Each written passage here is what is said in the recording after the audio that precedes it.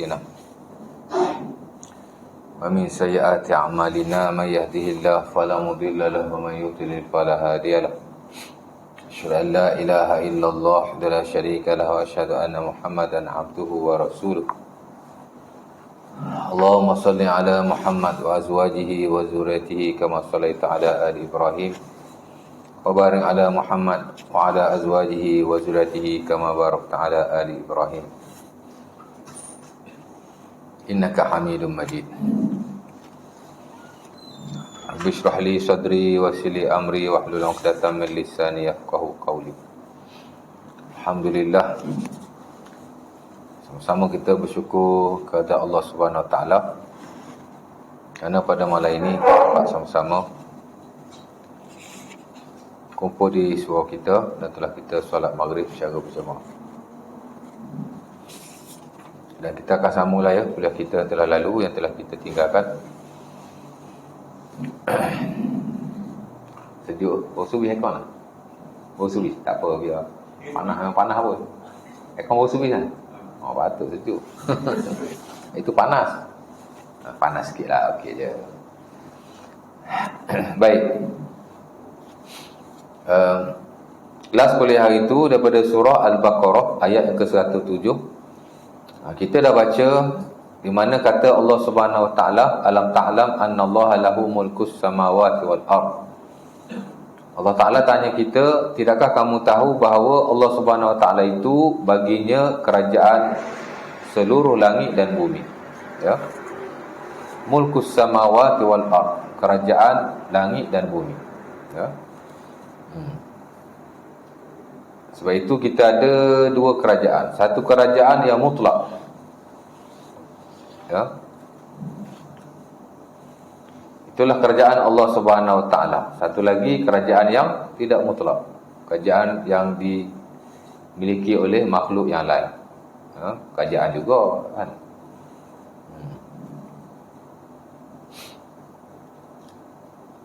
Tapi itu kerajaan yang tidak mutlak, kerajaan yang tidak ada apa-apa, ia hanya pemberian Allah Subhanahu Wa Taala.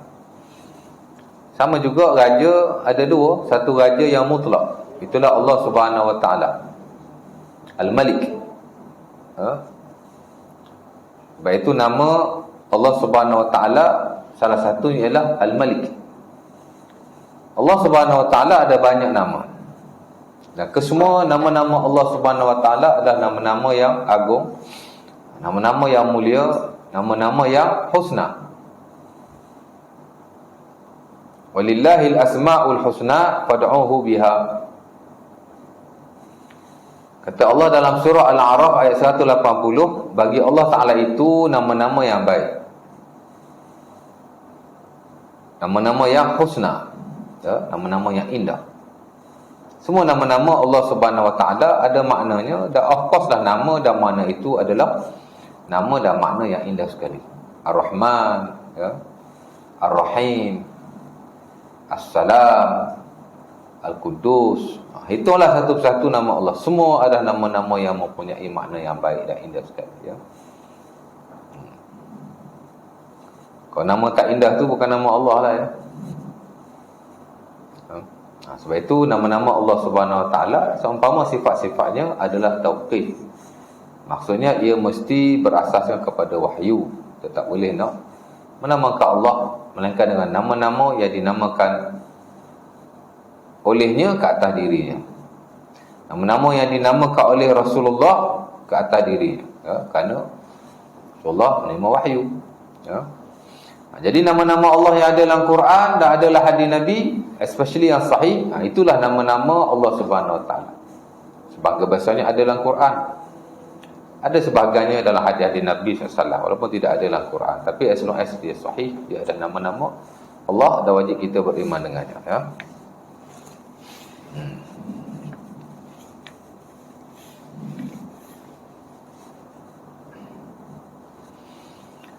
Dan salah satu nama Allah Subhanahu Wa Taala ialah Al-Malik. Bila kita baca Quran surah Al-Fatihah, Alhamdulillahirabbil alamin, Ar-Rahmanir Rahim, Maliki Yaumiddin ataupun Maliki Yaumiddin. Boleh baca dua-dua, ya. Boleh baca panjang, boleh baca pendek. Sama saja sebenarnya. Dua-dua adalah qiraat yang masyhur. Jadi kita dah biasa baca panjang kan. Baik. Jadi Malik yakni raja. Allah lah raja yang mutlak. Sebab itu bila seluruh bumi dan langit dihancurkan oleh Allah Subhanahu Wa Taala pada hari kiamat, semua makhluk-makhluk mati, melainkan orang-orang ataupun golongan yang dikecualikan oleh Allah Subhanahu Wa Taala. Setelah itu Allah Ta'ala menyeru, Ainal Malik, Ainal Jabbar, Ainal Mutakabbir. Seumpama yang diriwayatkan dalam Sahih Muslim daripada Abi Hurairah, tak kala Allah Ta'ala menghancurkan langit dan bumi pada hari kiamat nanti, tak ada siapa yang tinggal. Allah Ta'ala akan menyeru, di manakah raja? Di manakah orang yang takabur itu? Di manakah orang yang Jabbar, orang yang hebat itu? Tak ada. Allah lah yang hebat. Betapa Allah Ta'ala ingin menunjukkan dirinya. Memang Allah Ta'ala sikap dia suka menunjukkan diri. Allah Ta'ala saja yang boleh puji diri dia. Orang lain tak boleh. Betul dalam Quran dipenuhi dengan puji-pujian Allah ke atas dirinya.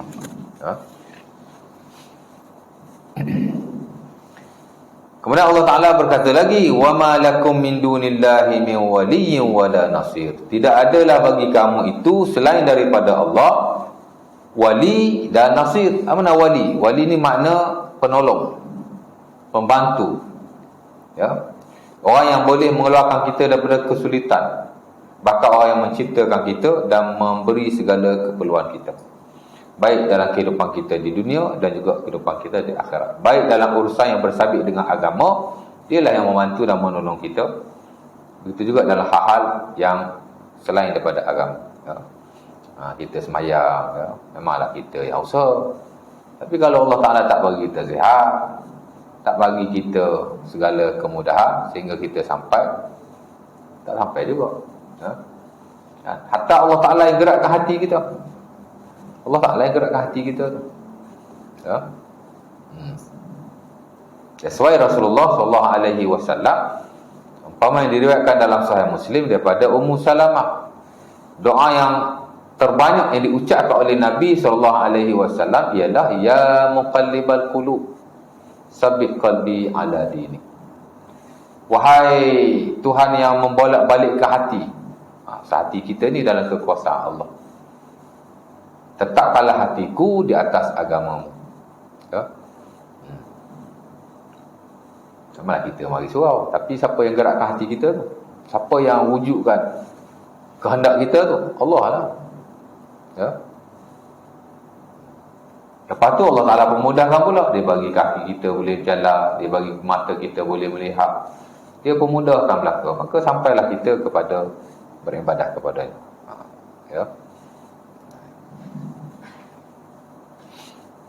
Jadi semua telah difasilitasi oleh Allah. Allah yang mempermudahkan kita. Baik, jadi dialah wali dan dialah nasir. Itu yang kita baca dalam doa kunut. Allahumma hdini fiman hadait, wa afini fiman afait, wa tawallani fiman tawallait. Wa tawallani fiman tawallait boleh terjemah dua keadaan. Jadi kalau aku wali di kalangan orang-orang yang kau walikan, boleh juga diterjemahkan, jadilah wali kepadaku seumpama kau telah jadi wali kepada orang-orang yang kau menjadi wali akan dia. Sebab kita boleh jadi wali kepada Allah, Allah Ta'ala juga adalah wali kepada kita. Nasir pun sama tu, masuk pembantu. Nasir mana pembantu, penolong. Kemudian Allah Ta'ala kata dalam ayat yang khususnya, kita sambung ayat yang itu, am turiduna an tas'alu rasulakum kama su'ila Musa min qabl wa man yatabaddalil kufra bil iman faqad dhalla sawa'as sabil. Allah Ta'ala tanya lagi. Ini Allah Ta'ala tanya belaka ni. Sebelum tu Allah Ta'ala tanya juga, alam ta'lam anna Allah lahu mulkus samawati wal ard. Allah Ta'ala tanya lagi, am turiduna an tas'alu rasulakum kama su'ila Musa min qabl. Adakah kamu mahu bertanya kepada Rasul kamu seumpama Nabi Musa ditanya sebelum ini. Allah Ta'ala tanya begitu. Allah Ta'ala kata, kau nak tanya Nabi kau ni macam Nabi Musa ditanya dulu ke? Kenapa Allah Subhanahu Wa Ta'ala berkata sedemikian? Kerana kata Ibn Abbas, seumpama diriwayatkan oleh Imam At-Tabari rahimahullah dalam tafsirnya, dinukilkan oleh Imam Al-Qurtubi rahimahullah juga dalam tafsirnya, ada dua orang dia minta macam-macam dengan Rasulullah SAW. Ya, antaranya dia minta supaya diturunkan Quran direct daripada langit turun sekaligus gedebung gitu. Sebab kalau nak diikutkan kitab-kitab yang terdahulu, Taurat, Injil, dikatakan turun secara sekaligus, gedebung turun gitu terus. Jadi dia kata kenapa nak turun sikit leceh lah kan. Turun sekaligus lah, senang kami nak baca, dia kata. Ala unzilal Quran maratan wahidatan hatta naqra'uha. Kenapa tak diturun Quran sekaligus supaya kami senang kami nak baca? Kata dia lah macam tu. Kalau nak diikut kan, turun berasul-asul dah senang nak baca. Umpama kata Ibnu Mas'ud, unzilal Quran khamsa ayat hatta naqra'aha wa nahfazaha wa na'mal biha. Al-Quran turun 5 ayat sehingga kami menghafalnya, kami membacanya dan kami mengamalkannya. Waktu lagi mudah. Tapi alasan siapa tak turun direct daripada langit, dia kata senang sikit kami nak baca. Ya. Ada juga yang minta supaya Rasulullah SAW dengan kehebatan dan mukjizat baginda supaya dijadikan sungai, buatlah sungai supaya kami boleh mendapat manfaat dan hasil daripadanya. Macam-macam dia minta, macam Nabi Musa dululah, sebab dulu kita bincang, kita baca ayat-ayat Nabi Musa diminta macam-macam oleh kaumnya. Kaumnya minta, ya Musa, arinallahu jahratan, wahai Musa, boleh tak kau tunjukkan kepada kami Allah secara terang-terangan? Salah satu dia minta dengan Nabi Musa kan. Jadi macam-macam dia minta dengan Nabi Musa. Wahai Nabi Musa, boleh tak turunkan itulah, turunkan inilah, dia minta macam-macam. Jadi Nabi pun macam nak ke arah itu. Maka Allah Ta'ala potong siap-siap. Am turiduna an tas'alu rasulakum kama su'ila Musa min qabl. Adakah kamu nak tanya Nabi kamu ini seumpama Nabi Musa, adakah kamu nak minta kepada Nabi kamu ini, yakni Nabi Muhammad, seumpama Nabi Musa dulu diminta macam-macam oleh kaumnya? Jangan minta. Tak perlu minta pun. Jadi Allah Ta'ala tegurlah orang yang berada pada zaman Rasulullah SAW supaya tidak meminta kepada Nabi macam-macam permintaan. Tak payah minta. Dan Nabi pun kadang-kadang ada kala orang minta dia bagi, kadang-kadang orang minta dia tak bagi. Bukan dia tak bagi, dia tegur lah ya. Minta Nabi tegur juga, tapi Nabi bagi. Ada sahabat tanya Nabi, wahai Rasulullah, duk minta ni, pasal apa aku duk bagi saja? Tak payahlah bagi. Nabi kata, innallaha ya'ba an yaj'alani bakhilan. Aku kena bagilah sebab Allah Ta'ala tak nak aku jadi bakhil. Kadang Nabi orang minta dia bagi, tapi dia tegur lah. Jangan minta sangat, Nabi kata. La yazalu muslim fi mas'alatin hatta ya'ti yaumal qiyamah wa laysa 'ala wajhihi mus'ata lahmin. Dalam hadis Muslim pada Abi Hurairah, Nabi kata jangan dulu minta-minta sangat.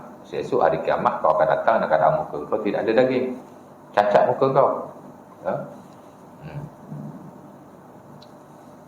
Tapi Nabi kalau orang minta, mana dia bagi? Ada riwayat orang tu baru je bagi kat Nabi. Bagi apa kat dia ya? Ada Abi Daud. Kita belajar bab kafan. Ada orang tu dihadiah kat Rasulullah sehelai kain. Nabi pun pakai. Baru je pakai. Dia pergi minta. Orang pun marah dah kat dia. Oh, pandai kau lah cakap kat dia. Kau tahu Nabi kalau minta, Nabi takkan tak bagi, Nabi akan bagi punya. Oh, kau minta pandai kau ni ya. Baru je Nabi pakai, dia kata. Apa jawab dia? Dia kata, sa'altu Rasulullah sallallahu alaihi wasallam la li albasaha walakin li takuna kafani. Aku minta ni bukan aku nak pakai. Aku nak jadikan dia kain kafanku. Fakufina fi zalika saw. Maka dia dikapankan dengan kain itu bila dia meninggal. Dia minta dengan Nabi itu bukan dia nak pakai, tapi dia nak jadikan kain kapan dia bila dia mati. Dia nak disemadikan dengan kain yang pernah dipakai oleh Rasulullah sallallahu alaihi wasallam.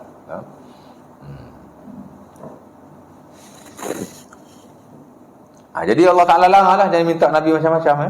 Macam Nabi Musa lah. Itu satu pentafsiran. Satu tafsir lagi, bukan minta tapi tanya. Sebab perkataan soal dalam bahasa Arab dia ada dua maksud. Pertama maksud minta, yang kedua maksud tanya. Soal maksudnya minta atau tanya. Al-Imam Al-Qurtubi rahimahullah bila dia tafsir ayat ni, dia merujuk kepada minta. Am turiduna an tas'alu rasulakum kama su'ila Musa min qabl. Allah Ta'ala kata, adakah kamu mahu minta kepada Nabi kamu seumpama Nabi Musa diminta sebelum ini oleh kaumnya. Minta. Soal ni makna minta. Memang orang Arab kalau soal, mana minta. Ya. Apa makna doa? Ad-doa lughatan huwa soal. Kata Al-Imam Zakaria Al-Ansari, Syekhul Islam dalam mazhab Syafi'i, dalam bukunya Syarah kepada Hukum Hakam Doa, Imam Zarkashi, dia buat mari makna doa secara bahasa. Sebenarnya bukan dia seorang, ulama lain pun sama. Apa makna doa secara bahasa? As-su'al. Doa ni minta. Doa ni makna minta. Satu lagi makna soal ialah tanya. Orang Melayu pun kata soal tanya, betul tak? Soalan, tanyalah. Soal saya, tanya saya. Soal. Jadi dan Al-Imam Ibnu Katsir mentafsirkan ayat ni dengan maksud tanya. Jadi ada dua pentafsiran di situ. Kedua-duanya adalah benar kerana makna soal di sisi orang Arab ialah sama ada tanya ataupun minta. Dan dua-dua boleh dipakai pada ayat ini. Dua-dua maksud tu kenalah dengan ayat ni. Ibnu Katsir kata bukan minta tapi tanya. Di mana kata Allah, adakah kamu ingin tanya Rasul kamu seumpama Nabi Musa ditanya sebelum ini? Sebagaimana Nabi Musa pernah diminta macam-macam oleh kaumnya, dia juga pernah ditanya macam-macam oleh kaumnya. Dulu ayat yang sebelum-sebelum ini, kaum dia duduk tanya pasal lembu kan. Tanya lembu ni macam mana, lembu ni macam mana, lembu ni macam mana. Akhirnya tak buat pun. Dia tanya macam-macam pada Nabi Musa AS. Dan Nabi SAW pun nampak ke arah itu. Sahabat dia ni duduk tanya itu, tanya ini, tanya itu, tanya ini. Jadi banyak tanya. Maka Allah Ta'ala cut, kata Al-Imam Ibnu Katsir, supaya tidak melampau-lampau dalam bertanya kepada Rasulullah SAW. Jadi Allah Ta'ala kata, jangan kamu tanya banyak sangat Nabi kamu seumpama Nabi Musa banyak ditanya oleh kaumnya. Tanya saja, tapi buat tak, takut jadi begitu. Jadi Allah Ta'ala awal-awal jadi Al-Imam Ibnu Katsir dia hurailah ayat ni, di mana Allah Subhanahu Wa Ta'ala melarang para sahabat Nabi memperbanyakkan tanya Rasulullah SAW.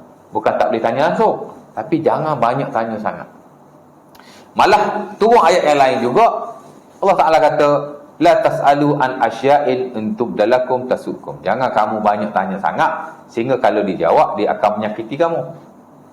Jadi tanya-tanya ni ada dua. Satu, boleh tanya tapi jangan berlebih-lebihan. Ya. Tanya ni, tak tanya pun tak boleh juga. Lebih-lebih pun tak boleh juga. Ya. Sebab itu kata Ibnu Mas'ud dalam Sahih Muslim, nuhina 'anis su'al, kami dilarang daripada bertanya.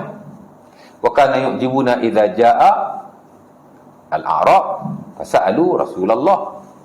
Tapi kami suka bila datang orang-orang Arab yang kampungan bertanya Rasulullah SAW. Wa kunna nasma'uhum, dan kami mendengar mereka. Jadi kami nak tanya Nabi banyak-banyak, Allah Ta'ala larang.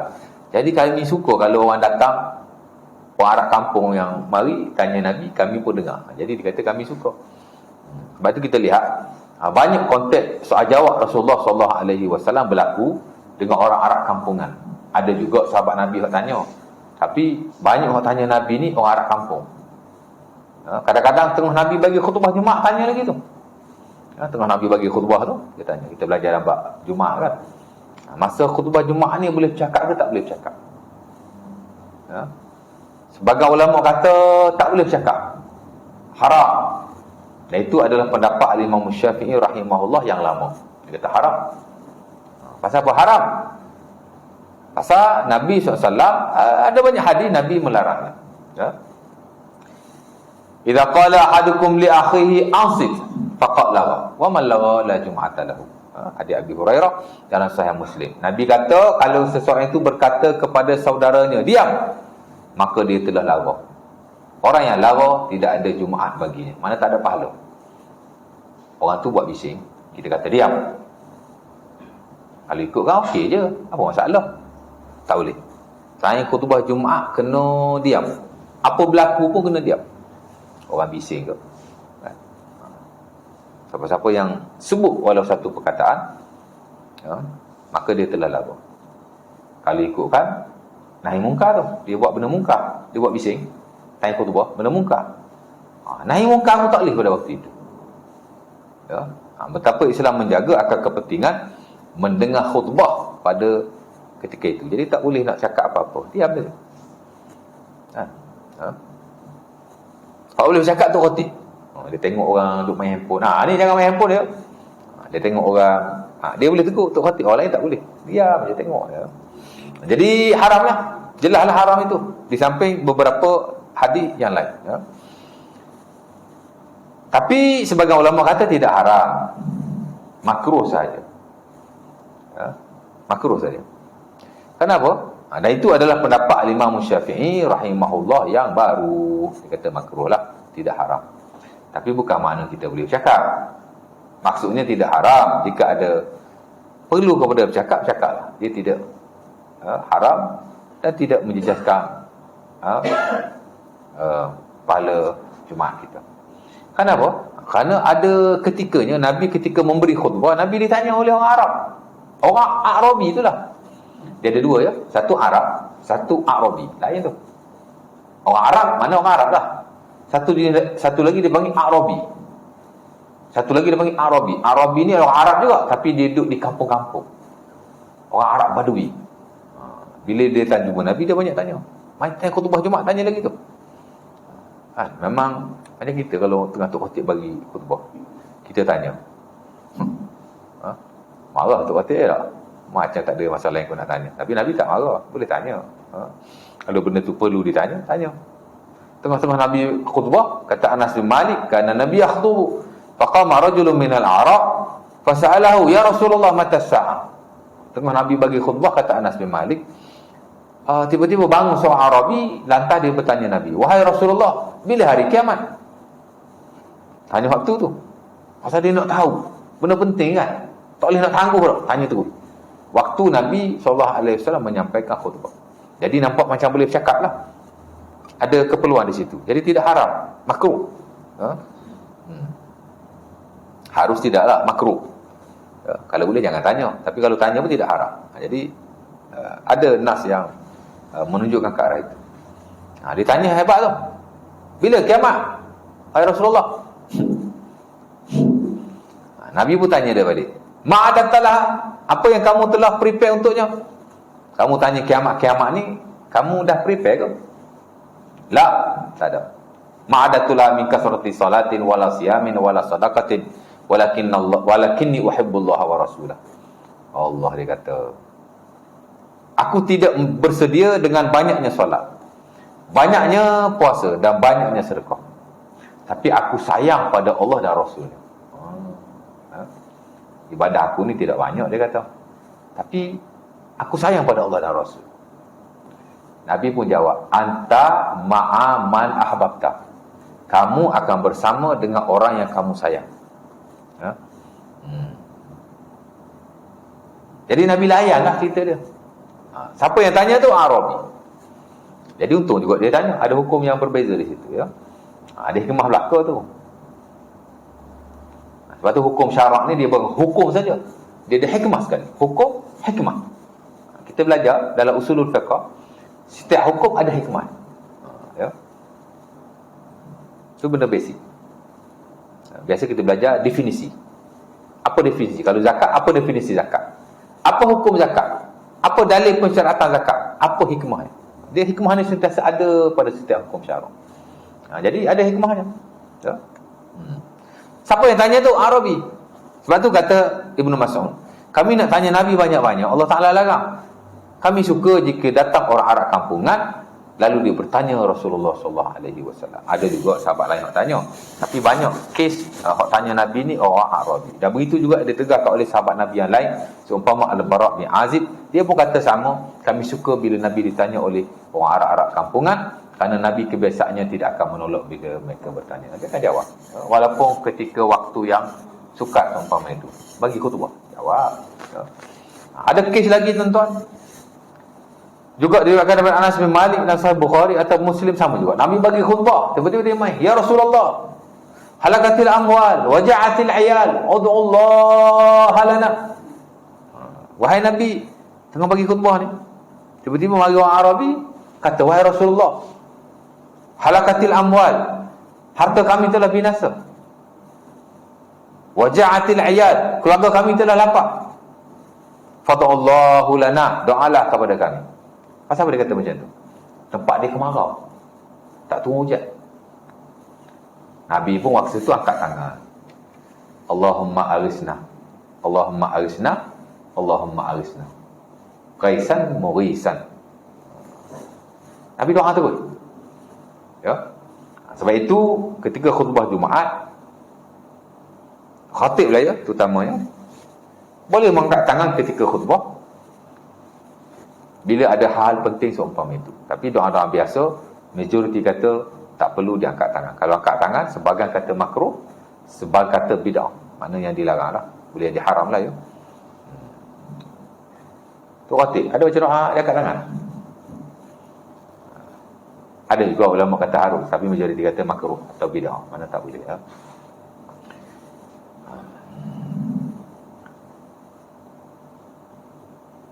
Orang lain pun sama juga, ada dua pendapat. Pertama, kalau khatib angkat tangan, angkat tangan.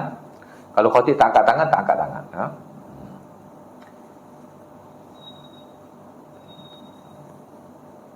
Tapi kalau ada keperluan, macam nak minta supaya Allah Ta'ala turunkan hujan, macam yang berlaku kepada Rasulullah. Arabi kata, "Wahai Rasulullah, tempat kami ada berlaku kemarau." Nabi terus doa, "Ya Allah, turunkanlah hujan. Ya Allah, turunkanlah hujan." Ya. Maka kata Anas bin Malik, waktu tu juga aku nampak awan tebal di langit dan hujan turun, tidak berhenti-henti. Sehingga kami balik dan keadaan basah kuyup. Balik. Kemudian katanya daripada satu hari pada satu hari, satu hari pada satu hari, tak berhenti-henti hujan. Bukan tempat dia saja hujan, masjid Nabi pun hujan. Sampailah pada Jumaat yang seterusnya, di mana ketika Nabi memberi khutbah, bangun Arabi yang sama. Ada riwayat Arabi yang lain. Ya. Tapi dia juga kata, "Wahai Rasulullah, hujan turun lebat sangat," dia kata. "Habis tanah-tanaman kami. Habis." Oh, pula Nabi pun angkat tangan lagi sekali berdoa, "Allahumma hawalaina wala alaina. Allahumma alal akab wa dhurab wa butunil awdiyah." Simple je doa Nabi ni. "Wahai Allah, turunkanlah hujan di tepi-tepi kami, bukan di atas-atas kami." Maksudnya, turunkanlah hujan yang sederhana lah, jangan banyak sangat sehingga merosakkan harta benda kami. Turunkanlah hujan di lembah-lembah, ya, di tempat-tempat yang perlu pada air. Ya. Nabi doa macam tu. Maka kata Anas bin Malik, waktu tu juga aku lihat terus langit menjadi terang dan hujan pun berhenti. Mustajab Nabi ni ya.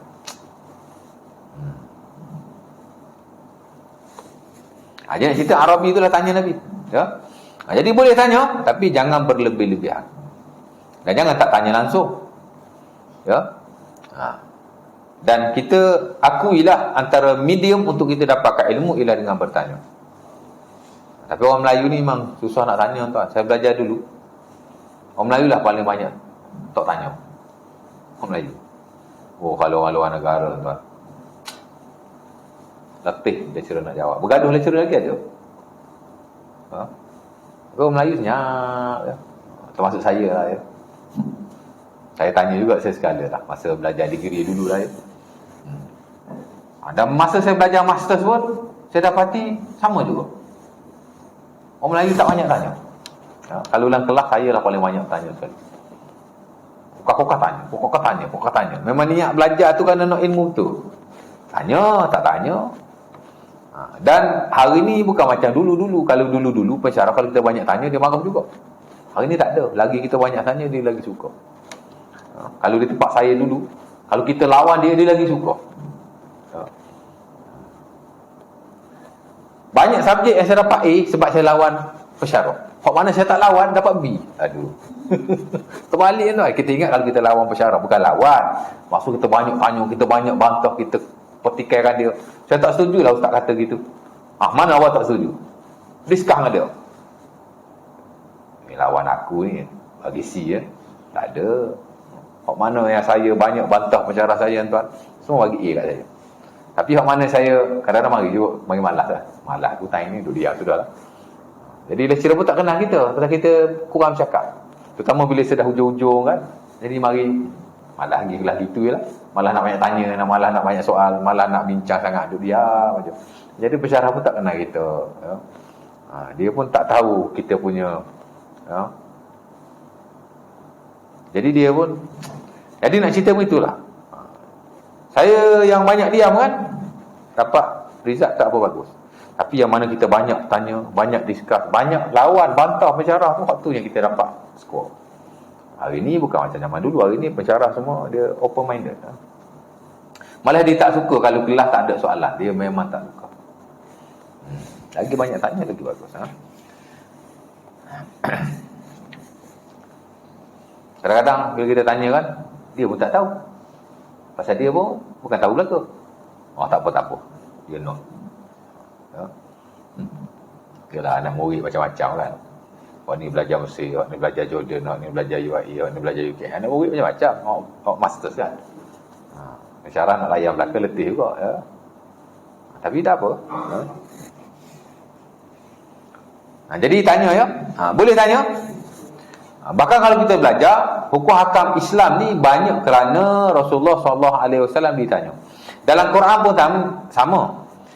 Kan banyak ayat Allah Ta'ala kata yas'alunaka. Itu merujuk kepada sahabat tanya Nabi lah tu. Contoh kita kata pasal haid. Surah Al-Baqarah ayat 222 kan. Yas'alunaka 'anil mahid qul huwa adhan. Yas'alunaka, mana ayat tu? Yas'alunaka 'anil mahid qul huwa adhan fa'tazilun nisa fil mahid. Ya.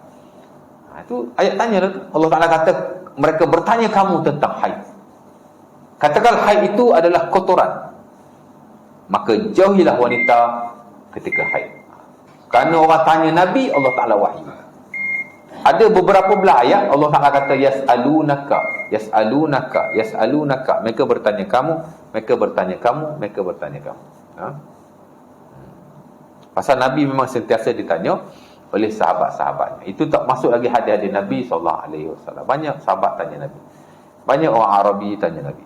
Kerana tanya ni memang cara kita nak dapat ilmu, ya. Dan Nabi sebut dalam banyak hadis, antaranya hadis Al-Baihaqi daripada Ali bin Abi Talib, kata Nabi, innamal ilmu bisu'al. Sesungguhnya ilmu itu adalah dengan bertanya, ya. Ataupun dalam setengah riwayat yang lain, nisful ilmi as-su'al. Separuh daripada ilmu adalah bertanya, ya. Tanya.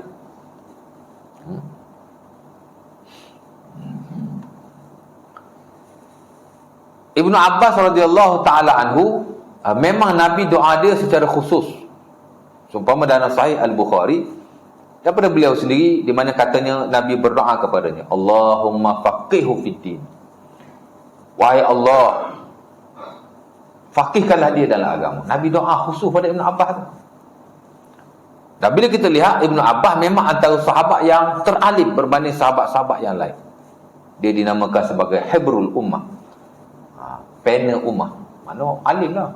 Dan sebagian besar tafsir selain daripada tafsir Rasulullah SAW ialah tafsir sahabat Nabi, dan tafsir sahabat Nabi paling banyak ialah tafsir Ibn Abbas. Dia banyak mentafsirkan Al-Quran. Ibn Abbas dia dapat ilmu direct daripada Rasulullah. Dia belajar dengan Nabi kan. Nabi doa ke dia. Tiba-tiba dia jadi orang yang paling alim. Oh, kita kata dia jadi alim ni sebab Nabi doa ke dia lah ni. Yes, that is one of the reasons. Tapi orang tanya dia, wahai Ibn Abbas, macam mana kau dapat ilmu? Dia jawab, bilisanin kaul. Aku dapat ilmu kerana aku ada lidah yang sering bertanya. Ya. Lepas tu kalau nak dapat ilmu lebih, kena banyak tanya. Oh, saya malu nak tanya ustaz masa kuliah. Tak apa, lepas kuliah boleh tanya. Tak ada masalah. Ya. Tapi kalau berlebihan tak boleh juga, ya. Dan Al-Imam Ibnu Katsir dalam ayat ni dia buat mari ayat banyak. Dia buat mari hadis Nabi banyak larangan Nabi supaya kita tidak berlebihan bila bertanya. Tak boleh juga, ya.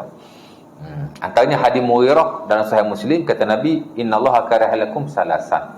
Nabi ni tak suka kamu, Allah Ta'ala kata Nabi, Allah Ta'ala tak suka kamu 3 benda. Qil wa qal. Banyak cakap, benda tak ada point, sia-sia cakap aja, kadang-kadang benda tak pasti pun, ya. Wa idha'atul mal, membazir harta, juga Allah Ta'ala tak suka, ya. Wa kasratus su'al, dan juga banyak tanya sehingga banyak sangat, ya. Jadi ya, sebaik-baik perkara ni pertengahan, ya. Tak tanya langsung pun tidak, boleh-boleh pun tidak, ya. Dan banyak lagi lah hadis-hadis lain yang dia bawa dalam bab tanya. Jadi Allah Ta'ala pun ingat, ya, jangan kamu banyak sangat tanya Nabi, seumpama Nabi Musa banyak ditanya oleh kaumnya. Ataupun satu pentafsiran yang lain, jangan kamu banyak minta dengan Nabi, seumpama Nabi Musa banyak diminta oleh kaumnya, ya. Wa man yatabaddalil kufra bil iman faqad dhalla sawa'as sabil. Sesiapa yang menggantikan kekufuran dengan keimanan, sesiapa yang menggantikan keimanan dengan kekufuran, maka dia telah melalui jalan yang sesat, ya. Keimanan dan kekufuran adalah 2 perkara yang tidak boleh bercampur aduk, dia berasingan, ya. Tak boleh diganti antara satu dengan yang lain. Siapa-siapa yang mengganti keimanan dengan kekufuran, maka dia telah melalui jalan-jalan sesat, dan dia telah menjadi orang-orang yang sesat di kalangan orang-orang yang sesat, ya. Jadi Allah Ta'ala ingatlah supaya kita sentiasa menjaga iman dan tidak terlibat dengan perkara yang membawa kepada kekufuran, ya. Kerana selain dia tidak diredai oleh Allah pada hari kiamat nanti, sesat ni bukan sesat kat dunia saja, ke akhirat nanti sesatlah, tak jumpa syurga. Dan bila sesat daripada syurga, dia tak pergi ke lain, sebab hari kiamat ni ada 2 tempat saja. Either you go to the paradise ataupun you go to the hell. Tak ada 3 atau 4 tempat. Ya, kat dunia ni mungkin banyak tempatnya, tak pergi sini, pergi sini, tak pergi sini, pergi sini. Tapi akhirat, bila Allah Ta'ala kata sesat daripada syurga, dia sesatlah ke neraka, ya. Waliyazbillah. InsyaAllah Ta'ala. Ada soalan lagi? InsyaAllah kita ni ada tanya.